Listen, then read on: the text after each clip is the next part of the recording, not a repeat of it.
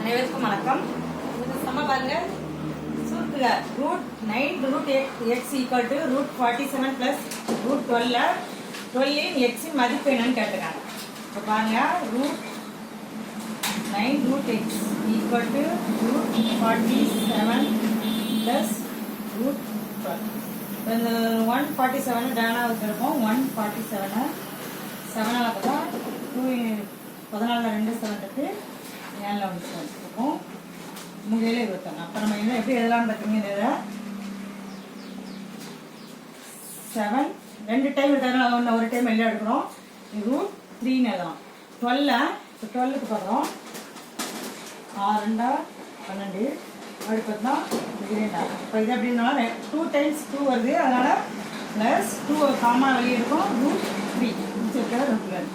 இப்போ 9 √x நமக்கு கிடைக்கக்கூடிய வேல்யூ. இப்போ 7 ப்ளஸ் 2 வெளியே இருக்கிறதுனால நம்ம ஆட் பண்ணிக்கிறோம். அப்போ 10 √3.